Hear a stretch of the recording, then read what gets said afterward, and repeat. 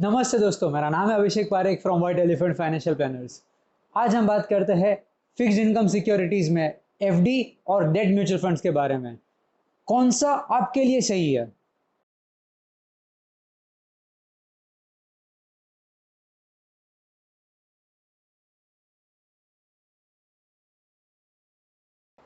आगे बढ़ने से पहले ये समझते हैं व्हाट इज डेट।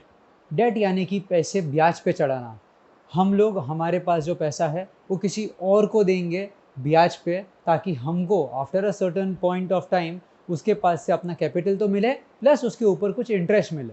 जब भी हम बैंक में जाके एफडी बनवाते हैं तो हम लोग बैंक को पैसा देते हैं एज ऑन इंटरेस्ट। हम लोग बैंक को ब्याज पे पैसा देते हैं so that after a year या 3 इयर्स या 5 इयर्स बैंक हम लोग को उसके ऊपर इंटरेस्ट दे।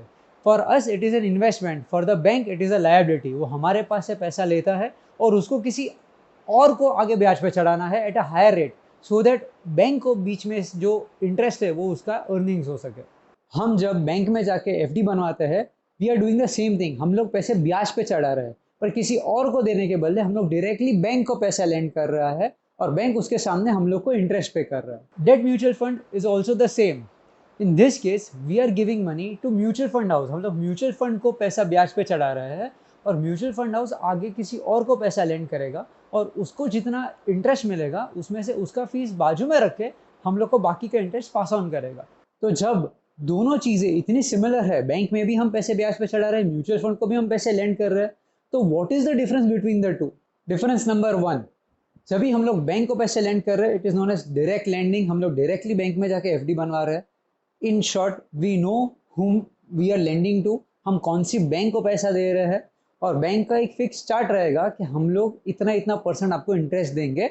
आप अगर 1 साल के लिए एफडी बनवाओगे, यानी अगर मैं 1 साल के लिए बैंक को पैसा उधार दूंगा तो बैंक मेरे को एक्स अमाउंट देगा। अगर मैं उसको 2 साल तक पैसे उधार दूंगा तो वो मेरे को एक्स अमाउंट देगा। ऑन द अदर हैंड, जब भी हम म्यूचुअल फंड को पैसा लेंड कर रहे हैं तो म्यूचुअल फंड आगे जाके 25 to 30 दूसरी कंपनीज को हमारे पैसे लेंड करती है। So mutual fund will be having a pool of securities और सबका इंटरेस्ट रेट अलग अलग रहेगा। सो हमको एक एवरेज करके एक स्पेसिफिक इंटरेस्ट रेट मिलेगा। दूसरा डिफरेंस ये है, बैंक एफडी का जो इंटरेस्ट रेट है वो स्पेसिफिक होता है। जब भी आप एफडी करने जाते हो तभी ऑलरेडी उसमें लिखा हुआ रहेगा आपको कितना परसेंट इंटरेस्ट मिलेगा। ऑन द अदर हैंड, जब आप म्यूचुअल फंड में जाते हो या म्यूचुअल फंड में इन्वेस्टमेंट करते हो डेट म्यूचुअल फंड में, तो उसमें हम लोग को एक प्री डिटरमिन्ड इंटरेस्ट रेट नहीं देंगे कि आपको इतना परसेंट मिलेगा, because they are having an number of securities. और जैसा मैंने कहा सबका अलग अलग इंटरेस्ट रेट्स रहेगा, तो वो लोग को जितना एवरेज करके जितना इंटरेस्ट मिलेगा उसमें से अपना शेयर निकाल के हमको बाकी का इंटरेस्ट रेट पास ऑन करेंगे।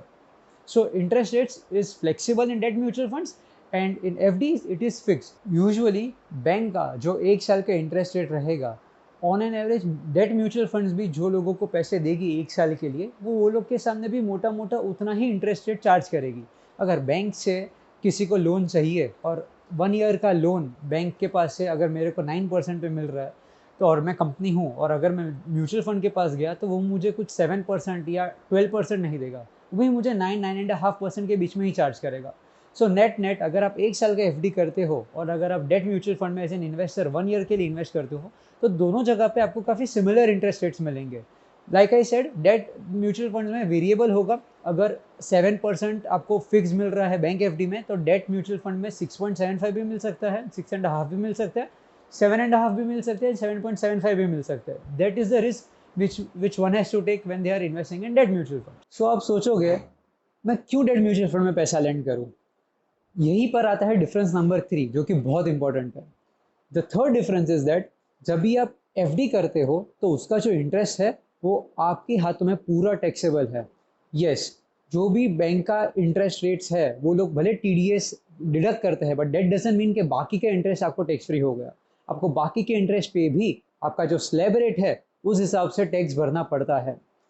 और ये आप 1 साल की एफडी करो या 3 साल की करो या 5 साल की करो, उसमें कुछ डिफरेंस नहीं है। आपको टैक्स सब में एक शरीका एक समान टैक्सेशन लागू पड़ता है बैंक इंटरेस्ट पे।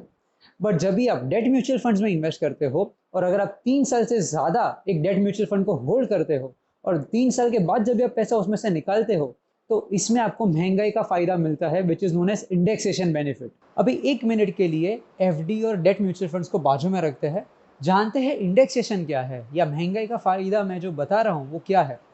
मान लीजिए अगर आपने 5 साल पहले 1 ग्राम गोल्ड खरीदा, तो तभी आपने एक्स अमाउंट में खरीदा रहेगा और आज जब भी आप बेचोगे तो तभी आप एक्स प्लस 5 में आप सेल कर रहे हो। सो गवर्नमेंट बोलेगी कि आपका गेन्स हुआ है 5 रुपीज़, तो आपको उसके ऊपर टैक्स भरना है। But the counter argument is कि 5 साल पहले जब भी मैंने सोना खरीदा था, तभी परचेसिंग पावर, मेरे पास जो पैसा था उसका परचेसिंग पावर भी अच्छा था। ड्यू टू इन्फ्लेशन 5 साल बाद 100 रुपये की कीमत उतनी नहीं है जितनी 5 साल पहले थी। ड्यू टू इन्फ्लेशन जो चीज़ मैंने 100 रुपये में ली थी 5 साल पहले, आज उसका भाव बढ़ के हो गया रहेगा 105 या 107 या 108। तो मैंने सोने पे जो 5 रुपये कमा है, उसके सामने मैंने महंगाई पे भी 5 रुपये तोड़े हैं। सो मेरा net gains will be something less than the actual gains. मान लीजिए आपने एफडी की है बैंक में 3 साल पहले 100 रुपये की, और उस तभी रेट था 7%। तो आज की तारीख में 100 रुपये का मैच्योरिटी वैल्यू रहेगा 121 रुपीज़। और सेकेंड हैंड आप म्यूचुअल फंड में इन्वेस्ट कर रहे थे, आपने 100 रुपये तभी इन्वेस्ट किए थे और उसमें भी मैच्योरिटी वैल्यू आया मान लीजिए 120 रुपीज़। सो बैंक एफडी में आपका गेन्स है 21 रुपीज़ और डेट म्यूचुअल फंड्स में आपका गेन है 20 रुपीज़। डेट म्यूचुअल फंड्स में we will also get indexation benefit, यानी कि 3 साल पहले 100 रुपये का जो वैल्यू था, परचेसिंग पावर था, क्या आज भी उतना है? क्योंकि इन्फ्लेशन की वजह से डेफिनेटली वो उतना नहीं रहेगा। 100 रुपये में जो चीज़ मिल रही थी 3 साल पहले, आज डेफिनेटली उसको परचेस करने के लिए हमको 110 या 115 रुपये देने पड़ेंगे। वो मान के चलते हैं कि 5% से ऑन एन एवरेज इन्फ्लेशन बढ़ी है year on year. So 100 rupees के ऊपर अगर 5% इन्फ्लेशन इंक्रीमेंट हो रहा है, तो आज की तारीख में 100 रुपये की वैल्यू है 115 रुपीज़। सो डेट म्यूचुअल फंड्स में जो हम लोग ने 20 रुपीज़ कमाए हैं, उसमें से 115 वॉज द कॉस्ट। 100 रुपये हमने डाले थे, पर इन्फ्लेशन की वजह से उसका एक्चुअल कॉस्ट है 115 rupees. So the net gains after considering inflation is just 5 rupees. So FD में हमको पूरे 21 रुपये के ऊपर टैक्स भरना पड़ता, और डेट म्यूचुअल फंड्स में जो नेट गेन्स है 5 रुपये का, सिर्फ उसके ऊपर टैक्स भरना है। तो अगर आप देखोगे after tax returns, debt mutual funds में ज़्यादा सुपीरियर है as compare to bank FD, उन लोगों के लिए जो लोग को हेवी स्लैब रेट में टैक्स भरना पड़ रहा है। जैसे हम गाड़ी लेते समय एक्स शोरूम प्राइस नहीं, पूरा पैकेज देखते हैं कि फाइनली गाड़ी ऑन रोड मुझे कितने में पड़ रही है। उसी हिसाब से अब जब भी इन्वेस्टमेंट करते हैं, तभी प्लीज़ 2 चीज़ों का ध्यान रखिए। पहला इन्फ्लेशन और दूसरा टैक्सेशन। अगर आपको कोई 9% भी पैसे दे रहा है, पर अगर महंगाई ही 6% से ग्रो हो रही है और उसके ऊपर आपको 3 या 4% या 2% टैक्स भरना है, तो eventually you are left out with nothing. So always make sure real returns, जो इकोनॉमिस्ट कहते हैं, रियल रिटर्न्स पे फोकस कीजिए कि after inflation and after taxation जो मेरा पैसा ग्रो हो रहा है, that is the real return. आशा करता हूँ ये वीडियो आपको अच्छा लगा, और अगर आपको कुछ डाउट्स है या कुछ क्वेरीज है तो प्लीज़ मुझे कमेंट्स करके बताएं। और अगर आपको हमारा वीडियो अच्छा लगा तो प्लीज़ लाइक कीजिए और हमारी चैनल को सब्सक्राइब कीजिए। Thank you so much. जय हिंद।